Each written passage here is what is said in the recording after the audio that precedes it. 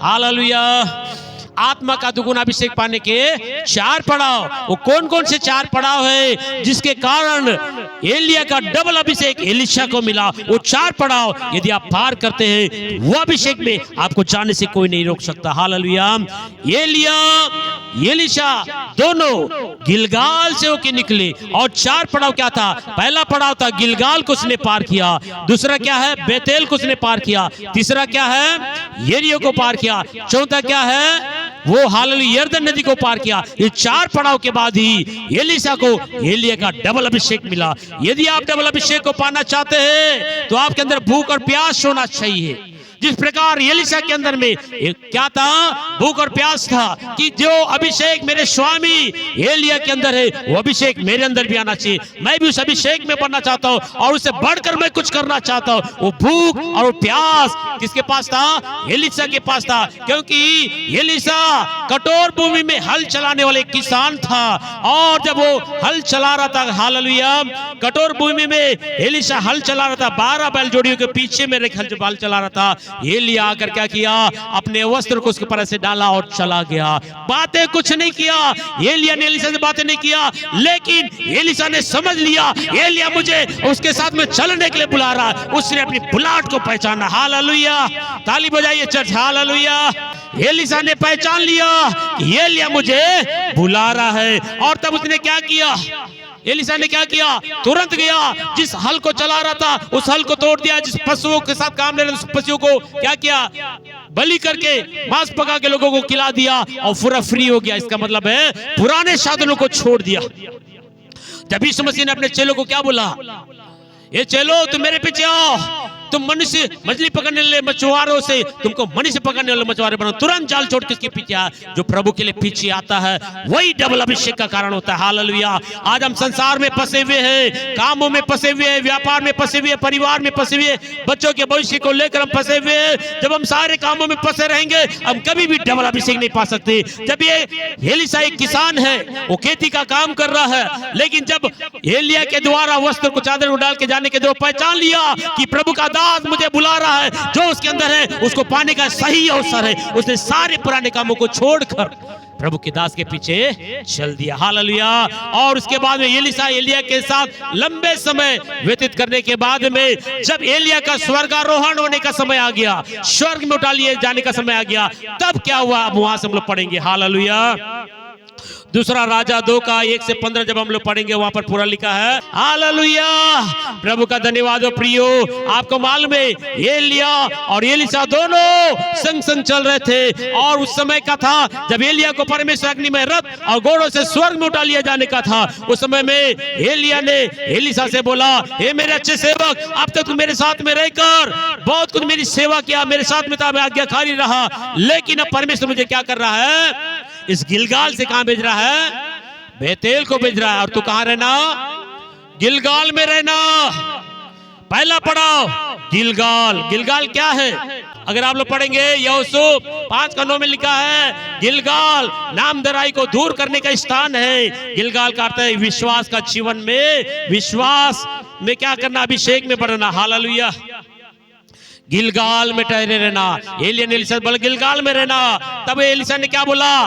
तेरी सौगंध और परमेश्वर की सौगंध मैं तुझे नहीं छोड़ूंगा। गिलगाल क्या है? गिलगाल नामधराई को दूर करने का स्थान है। मिस्र की गुलामी से छुड़ाकर गिलगाल में आए, यहाँ पर इनका खतना हुआ, इनकी नामधराई दूर हुआ। अब बोलता है कि अब तुम लोग क्या हो? अब अच्छे विश्वासी हो, अब तुम प्रभु के प्रजा हो, तुम्हारी नामधराई को दूर किया गया है, अब तुम परमेश्वर के लोग बन गए हो इस खतना के द्वारा।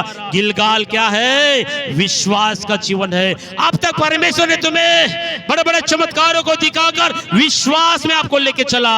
इस्राएल लोग मिस्र की गुलामी में थे, परमेश्वर ने मूसा के द्वारा बड़े बड़े 10 आश्चर्य कर्मों के द्वारा फिरौन के कठोर हृदय को तोड़कर उस गुलामी से छुड़ाया। इस चमत्कारों को देखकर उन्होंने परमेश्वर के ऊपर में क्या किया था? विश्वास किया था। हालेलुया। ये लोग विश्वासी कैसे थे? देख कर विश्वास करने वाले लोग थे। चमत्कारों को देखकर परमेश्वर विश्वास किया, प्रभु के दास के ऊपर विश्वास किया। लाल समुद्र जब 2 भाग किया गया तब इन्होंने विश्वास किया कि हमारा परमेश्वर पावरफुल है।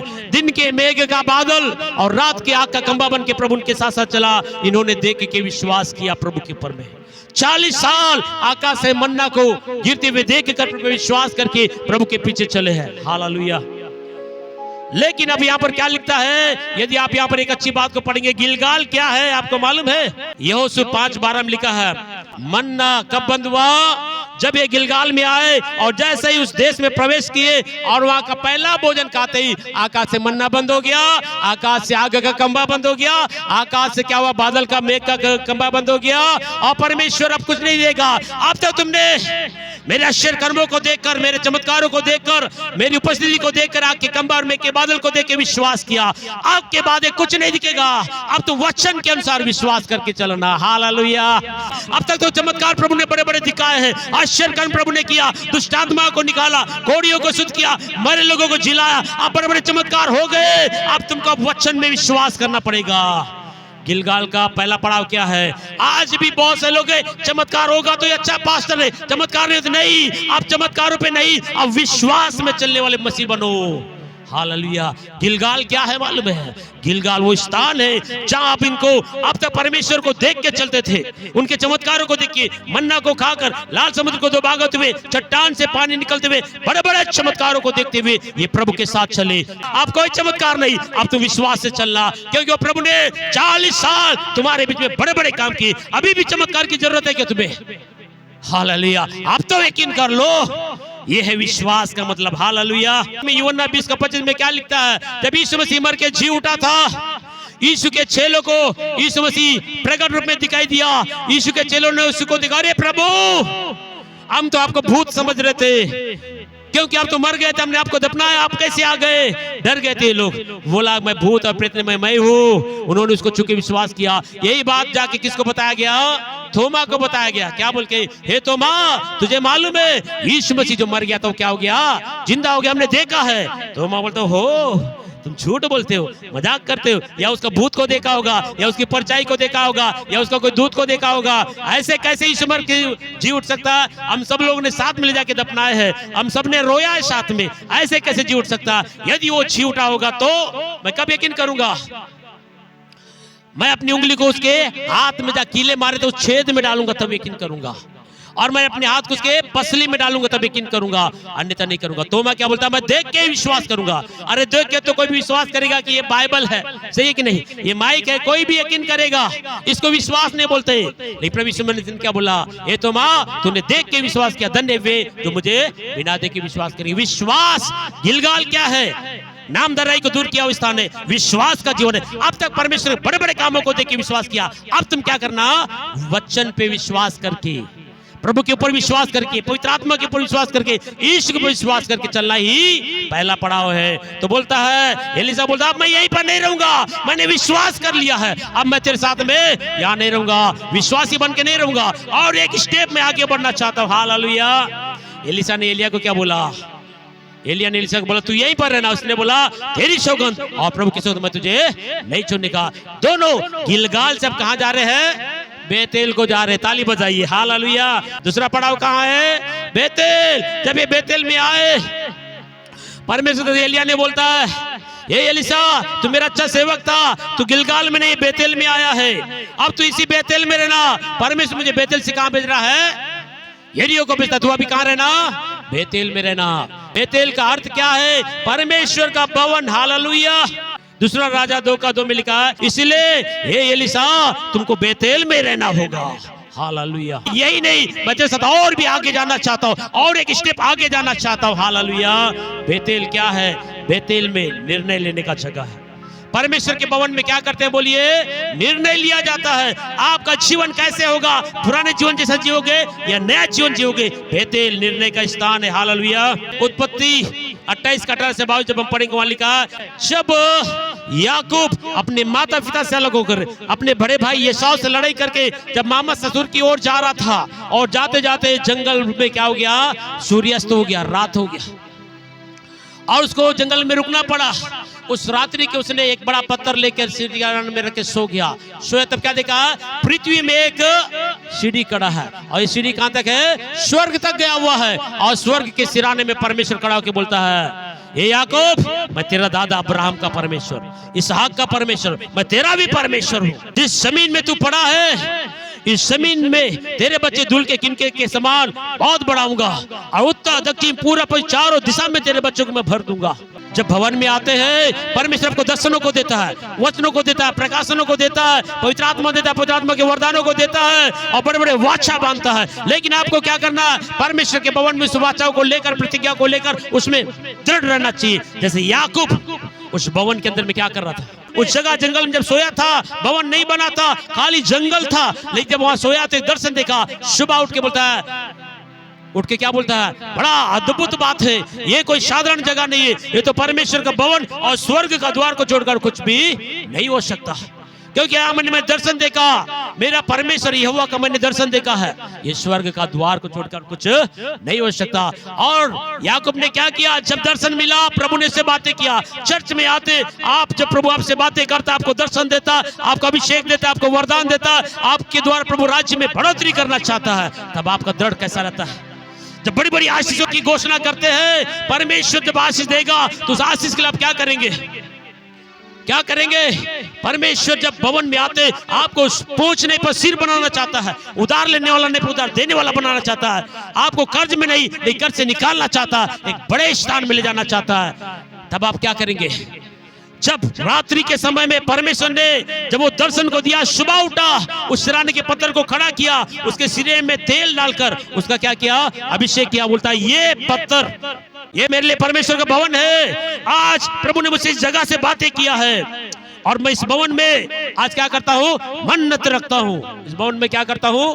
मन्नत रखता हूँ। क्या मन्नत रखा? हे पिता, तूने मुझसे बातें किया, देखो मैं खाली हाथ अपने घर से, माँ बाप से अलग होकर, भाई से लड़ाई करके मामा ससुर की ओर जा रहा हूँ, जंगल में रात बिताया, और आपने मुझे दर्शन दिया।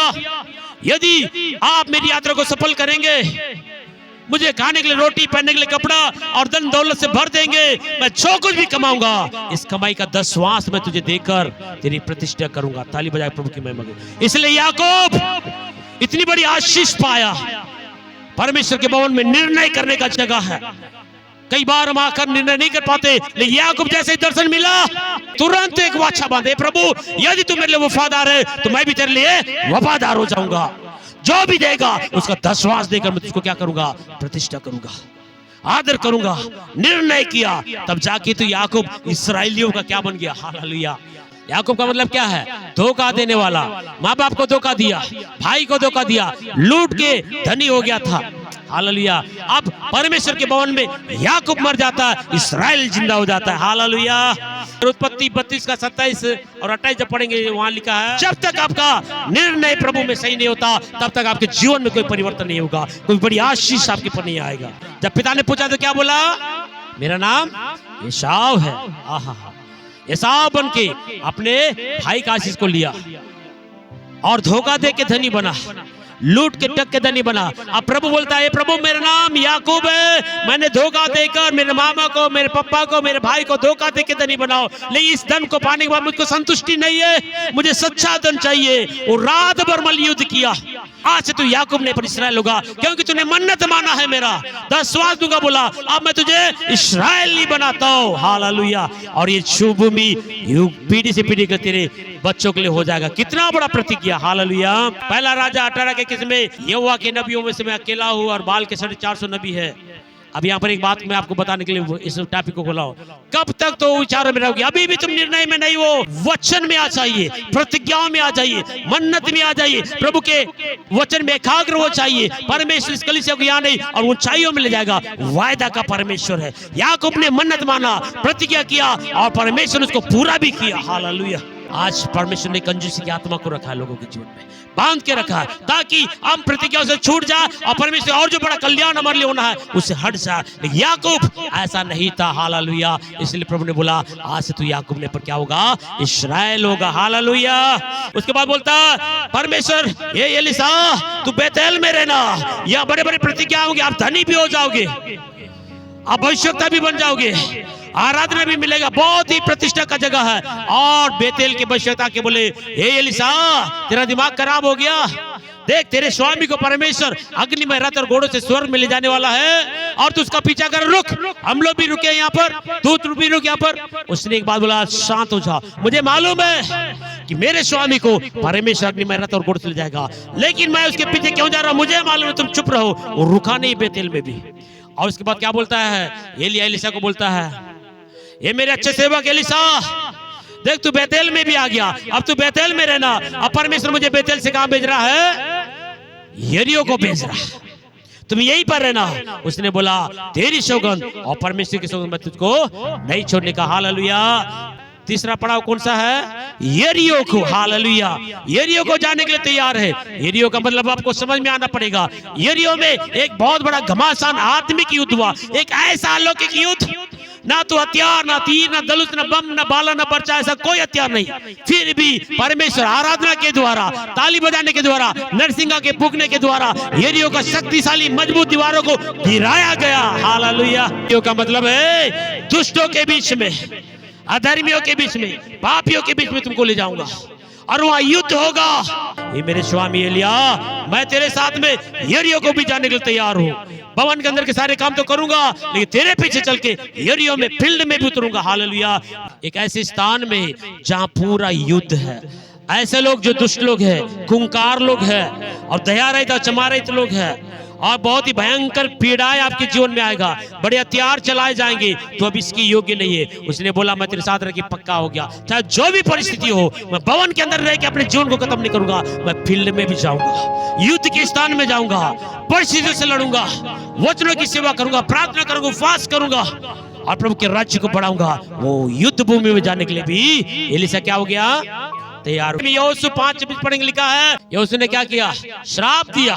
किसको श्राप दिया, यरीहो का जो शहरपना है, यरीहो जो देश है, उस देश को श्रापित किया गया था यहोशू के द्वारा। श्रापित लोग थे यहाँ पर, हमने जीता है, अब मैं इसको श्रापित करता हूँ। जो कोई भी इस देश को फिर बनाने के लिए नेव डालेगा, उसका जेठा बेटा मरेगा, और जब फाटक लगाएगा उसका छोटा बेटा मर जाएगा। ऐसा ही हुआ। तभी एलीशा को, हालेलुया, एलिय्याह का डबल अभिषेक मिला, क्योंकि उसने निर्णय किया जो भी हो सा, लेकिन मैं क्या करूंगा, युद्ध स्थान में जाने के लिए तैयार हूं, शत्रुओं के बीच में खड़े होने के लिए तैयार हूं। हालेलुया। इसीलिए परमेश्वर ने एलीशा को दुगना अभिषेक दिया, क्योंकि वो भवन के अंदर ही नहीं, लेकिन युद्ध के स्थान जाने के लिए भी तैयार था। हालेलुया। दूसरा राजा 2:19 जब हम पढ़ेंगे, वाली का यरीहो का दूसरा क्वालिटी क्या है, वो भूमि श्रापित है, और दूसरा वहां का पानी भी बुरा है, वहां की जमीन भी बुरा है, क्योंकि जितने भी महिलाएं गर्भवती होती है, सभी का गर्भ को खराब करता है वहां का पानी और वहां की भूमि के बल। देखने में बहुत सुंदर जगह है, बहुत ही पसंदीदा जगह है, बहुत ही मनोहर जगह है, परमेश्वर को भी जब देखता था बहुत अच्छा लगता है, इतना सुंदर जगह, लेकिन वो यरीहो कैसा था, श्रापित जगह था। आपको मालूम है, लेकिन एलीशा ने क्या किया, वहां के पानी को प्रार्थना करके नमक का प्याला में लाकर डालने के कारण वहां का परिस्थिति बदल गया। हालेलुया। क्योंकि इस एरिया में ही वो यीशु मसीह आने वाला था। हालेलुया। लूका रचित सुसमाचार 10:30 से 32 जब हमने पढ़ा, यीशु मसीह ने एक उदाहरण दिया। क्या बोल के उदाहरण दिया, एक मनुष्य क्या कर रहा था, यरूशलेम से कहां जा रहा था, बोलिए चर्च, यरीहो और यरूशलेम दोनों महत्वपूर्ण नगर है। यरीहो में और यरूशलेम बहुत ही यादगार का जगह था उस समय के लिए। हालेलुया। क्योंकि यरूशलेम परमेश्वर का भवन था और परमेश्वर की आराधना होता था, और वहां परमेश्वर की महिमा होता था, परमेश्वर के आशीषों को देखते थे, परमेश्वर सुरक्षा को देखने का जगह था। कौन सा, यरूशलेम। और यरीहो में श्रापित नगर। यरूशलेम से आराधना के स्थान से कहां जा रहे हैं, पाप के शहर में जा रहे लोग, दुष्टों के नगर में जा रहे, दुष्टता में जा रहे, व्यभिचार में जा रहे, नशाओं में जा रहे, पाप से मिलने के लिए जा रहे हैं। यीशु मसीह ने देखा, अरे तुम क्या कर रहे हो, यरूशलेम परमेश्वर का भवन है, आराधना का स्थान है, परमेश्वर का वाचा का स्थान है। परमेश्वर ने बोला तुम जो कुछ भी प्रार्थना यहाँ करोगे, मैं स्वर्ग से सुनूंगा, मेरी कान हमेशा खुले रहेंगे, मेरी आंखें हमेशा टकटकी लगा के देखेगा, जो भी प्रार्थना करेगा मैं सुन के उत्तर दूंगा। वो वाचा का स्थान है यरूशलेम।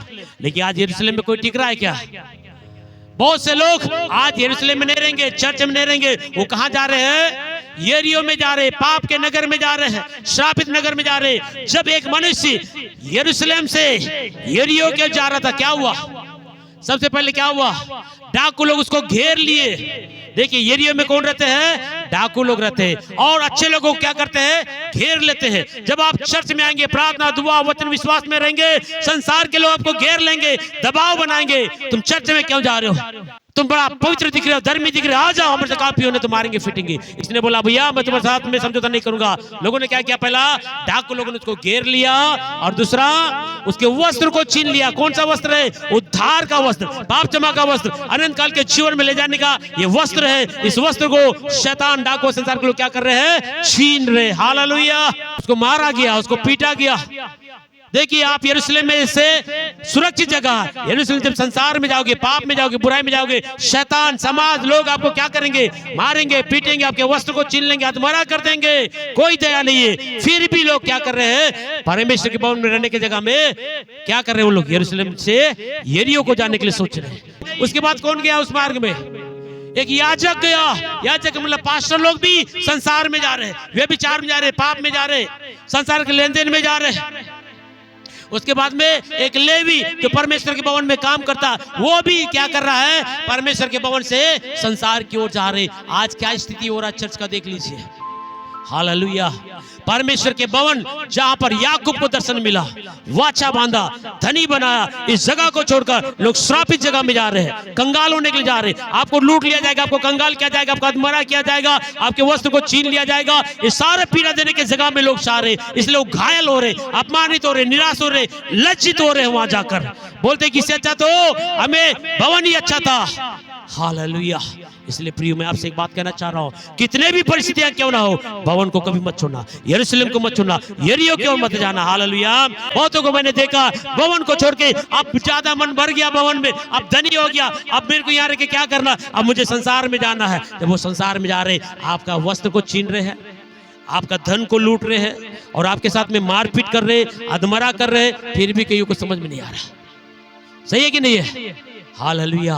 सावधान हो जाइए चर्च, आप भवन से कभी भी यरीहो की ओर मत जाइए, कभी मत जाइए आप लोग। हालेलुया। परमेश्वर आपसे प्रेम करता। आपको मालूम है जब यीशु मसीह अंतिम समय में जब क्रूस में चढ़ाए जाने से पहले जब यरूशलेम में प्रवेश किया, उस मंदिर को देख के रोया। क्यों रोया? ये यरूशलेम, ये यरूशलेम, मैंने कितने बार चाहा, जैसे एक मुर्गी अपने बच्चों को पंखों की आड़ में रखता है, वैसे मैं तुम्हें भी अपने पंखों की आड़ में सुरक्षा देना चाहता हूं, लेकिन तुमने मुझे नहीं पहचाना, इस भले दिन को नहीं पहचाना, उस अनुग्रह को नहीं पहचाना, और तुम लोग खुद मुझे क्या करते हो? धक्का मार के निकालते हो। इसलिए तुम्हारा शहर तुम्हारे लिए उजाड़ छोड़ दिया जाता है। सोचिए कितना दर्द की बात है। यीशु मसीह सुरक्षा देने के लिए आ रहा है भवन में। कई बार हम लोग क्या करते हैं? परमेश्वर के हाथों को ढकेलते हैं, परमेश्वर की इच्छा के खिलाफ में चलते हैं। प्रभु देख के रोया यरूशलेम को, क्योंकि परमेश्वर यरूशलेम में ही आया था, यरीहो में भी गया और वहां पर जाके क्या किया? यरूशलेम में रोया। वो सुरक्षा देने के लिए आया था, अपने लोगों को बचाने के लिए आया था, लेकिन उन्होंने अपने लोगों ने उसको नहीं पहचाना। आज भी बहुत से मसीह लोग अपने लोगों को नहीं पहचान रहे। हालेलुया। लूका रचित सुसमाचार 19:1 में लिखा, यीशु मसीह यरीहो में प्रवेश किया और वहां पर कौन था? जक्कई नाम का एक आदमी मिला जो दुष्ट था। लेकिन वो बाद में क्या लिखा 9:10 में, जब वो जक्कई उद्धार पाया तब क्या बोला है? परमेश्वर का पुत्र यीशु मसीह खोए को ढूंढने उनका उद्धार करने के लिए।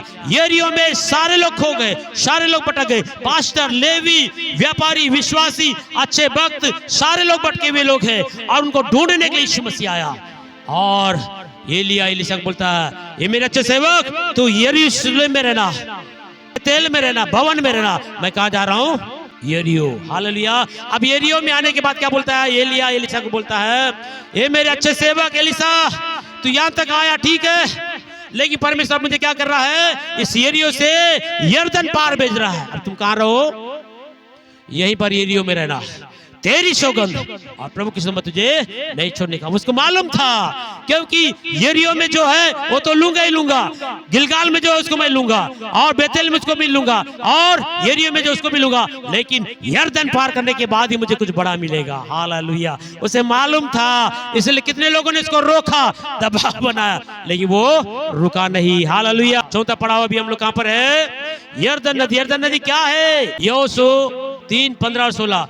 आइए मैं आपको यरदन नदी के कुछ उदाहरणों को बताऊंगा। जब यहोशू के समय में जब ये लोग कहां जाने के लिए तैयार हुए थे? यरीहो को जाने के लिए तैयार थे। 3:4 में जब हम पढ़ेंगे वहां लिखा है कि परमेश्वर जब इसराइलियों को कहां ले जा रहा था, यरदन पार यरीहो के पास ले जा रहा था, और वो रास्ता इन लोगों के लिए एकदम नया था, कभी उस मार्ग से होके नहीं गए, और यरदन नदी इतना बाढ़ पानी जा रहा था, और समय कटने के समय जो पानी होता उससे भी ज्यादा उफान से होके जा रहा था। और तब परमेश्वर ने यहोशू से बोला, यहोशू कल जब याजक लोग वाचा का संदूक उठा के जाएंगे तो उनके पीछे जाएंगे, 2000 का क्या रहे डिस्टेंस रहे, 2000 का क्या रहे गैप रहे, क्योंकि तुमने इससे पहले इस रास्ते से कभी नहीं गया, कहां कैसे मुड़ना आपको नहीं मालूम है, दूर से देख लेना और क्या करना, उसके पीछे पीछे चलना। 2000 क्या है मालूम है, 2000 साल का डिस्टेंस। हालेलुया।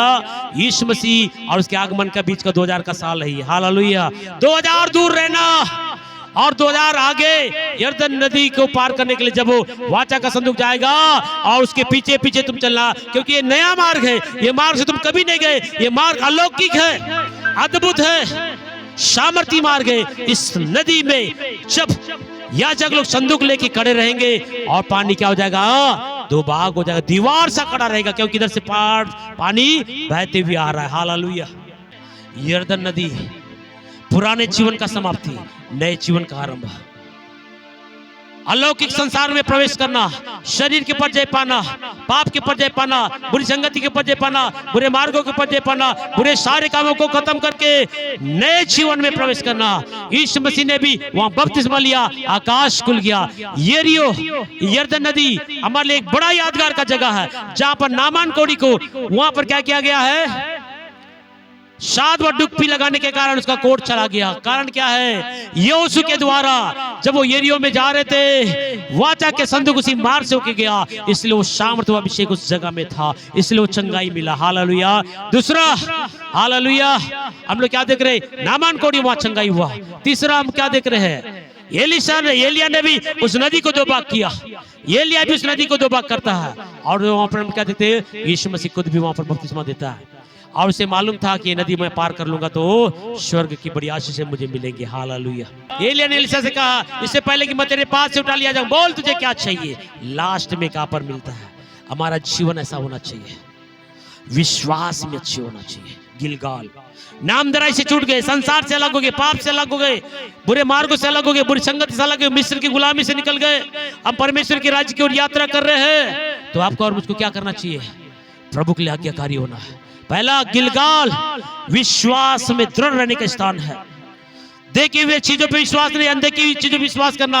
अब तक तो परमेश्वर को आग के खंभे से और मेघ के बादल से दिखाई देता था, बातें करता था, और चट्टान से पानी दिया, लाल समुद्र को 2 भाग किया, आकाश से मन्ना खिला, बड़े बड़े चमत्कार करते हुए, देखते दिखाते हुए आपको अगुवाई किया। लेकिन अब जैसे विश्वास में आ जाते हो, ये सारे काम ठीक है, या विश्वास में ये खत्म करके अब वचन में चलने का समय आता है, वो है विश्वास। तो मैंने बोला मैं तुम्हें देख के विश्वास करूंगा, तुमने तो इसने बोला तूने तो देख के विश्वास किया, धन्य है वे जो मुझे बिना देखे विश्वास करते हैं। हालेलुया। दूसरा, बेतेल। बेतेल क्या है, परमेश्वर का भवन है, भविष्यवक्ताओं का विश्वविद्यालय वहां पर है। बेतेल परमेश्वर के भवन में स्वर्ग का दर्शन मिलेगा, प्रकाशन मिलेगा, वचन मिलेगा। हालेलुया।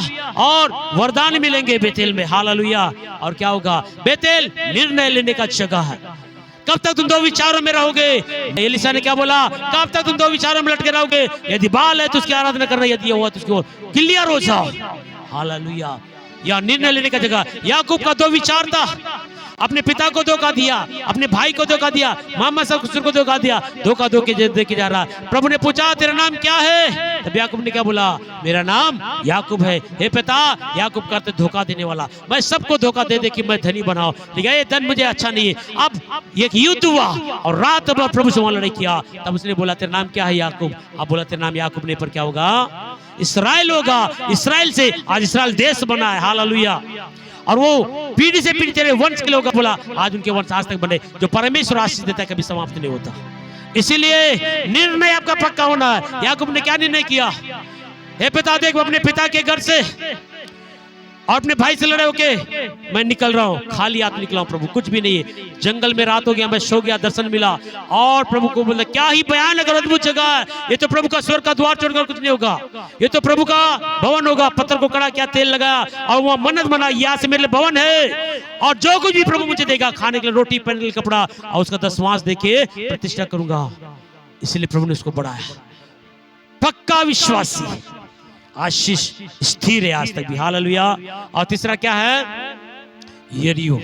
यरीहो युद्ध का स्थान था, वहां से निकला और उसके बाद में यरदन पार होने के बाद एलिशा ने एलिया को बोलता है, हालेलुया।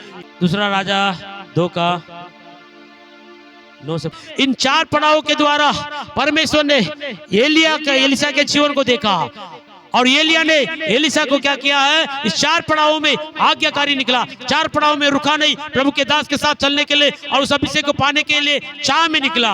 और तब लास्ट में बोलता है, ये मेरे अच्छे स्वामी एलिशा, मैंने तुझे गिलगाल में बोला, वहां भी नहीं रुका, बेतेल बोला नहीं रुका, यरीहो बोला नहीं रुका, यरदन पार हो रहा था वो भी पार करके आ गया। अब बोल तुझे क्या चाहिए। 4 पड़ाव के पार होने के बाद ही परमेश्वर ने उसके लिए क्या किया है, एक द्वार खुला। एलिया को बोलता, एलिया मेरा तेरा जो सेवक है एलिशा, बोल क्या चाहिए। एलिया ने क्या बोला, बोल तुझे क्या चाहिए। कितने लोग चाहते हैं दुगुना आशीष चाहते हैं, अभिषेक में, वचन में, विश्वास में, दर्शनों में, व्यापार में, धन में, आपके बच्चे के भविष्य की उज्ज्वलता में कितने लोग चाह रहे हैं। एक बात के बाद में बहुत से बातों की बात बता रहा हूँ। कितने लोग चाहते हैं कि आपके बच्चे अधिकारी बने, कितने लोग चाहते हैं कि आपका पीढ़ी से पीढ़ी जैसा परमेश्वर ने याकूब को आशीष दिया और पीढ़ी से पीढ़ी बना उसी वो आशीष बना रहे। कितने लोग चाहते हैं। आशीष नहीं चाहिए, यही कारण है प्रभु की उपस्थिति में है, प्रभु का दास प्रभु के वरदान से भरा हुआ है, उसका अभिषेक मैं महसूस कर रहा हूँ। ये छोटा जगह नहीं है, ये छोटा जगह नहीं है। आपका विश्वास कैसा है। परमेश्वर आपको धनी बनाना चाह रहा है अभिषेक में। आप पर बोल तुझे क्या चाहिए। अभी इसके बाद एक प्रार्थना होगा, आप क्या चाहिए बोलिए।